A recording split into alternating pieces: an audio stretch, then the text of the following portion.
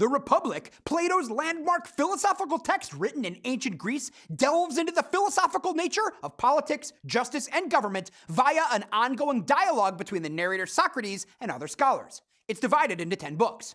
In Book 1, Socrates challenges his friends to define justice and demonstrates the inadequacy of a number of the definitions. Justice could be defined as paying what is owed or as doing good to friends and harming enemies. In Books 2 through 4, the group pursues a satisfactory definition of justice. Socrates initiates the discussion of a framework of the ideal state. He censures the lies he finds in much traditional Greek poetry and myth. Ultimately, justice is defined as a social condition of balance and harmony, both in the state and the individual. In Book 5, Socrates discusses the issue of communal property, wives, and children in the ideal state, commenting on the place of women among the guardians whose talents and temperament qualify them for positions of civil and military authority. Surprisingly for his time, Socrates upholds the potential of women to become guardians. Also, he favors a system of communal wives and children, declaring such an arrangement will promote social unity and universal loyalty to the state. The philosopher also holds an important part in the state. He is an individual single-mindedly devoted to the pursuit of truth and goodness. In Books 6 through 7, Socrates develops the idea a true philosopher king should rule the ideal state. In 3 elaborate analogies, the sun, the divided line, and the cave, he expands on the theory of forms or ideas, or perfect exemplars that exist only in the intelligible as opposed to sensory world.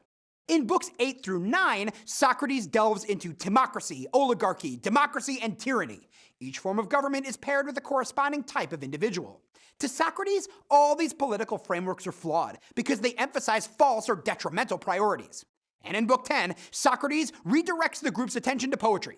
He criticizes poetry as mere imitation at 3 removes from true reality.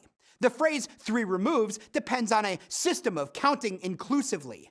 A description of a ship, for example, imitates a real ship, which in turn imitates the ideal form or idea of a ship. In the concluding myth of Socrates focuses on the immortality of the soul.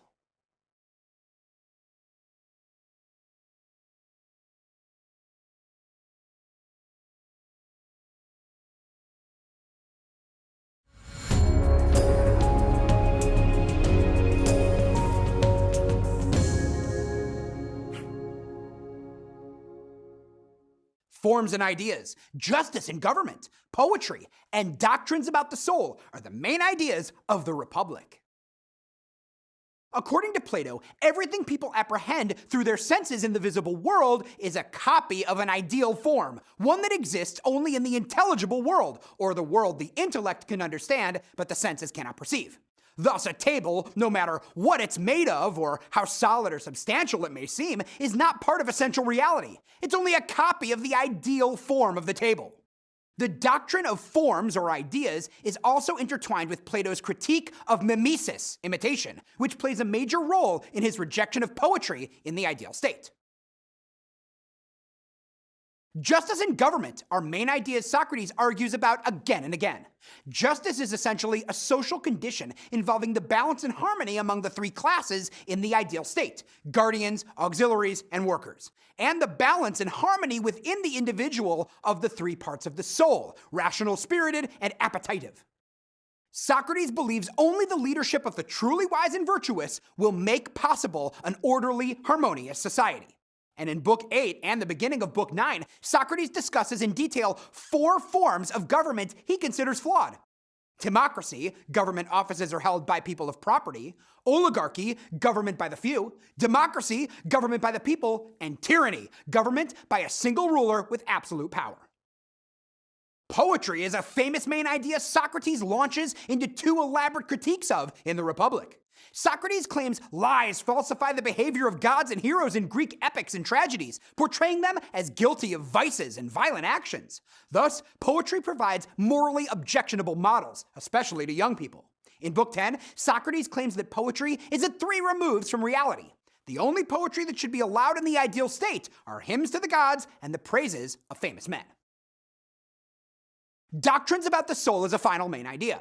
The human soul is immortal and consists of 3 parts: reason, the soul's desire for honor, and the quest for sensual appetites, from highest to lowest. Plato portrays certain aspects of the soul's immortality in the myth of in Book 10. Its moral: the choices we make in this life will have momentous consequences.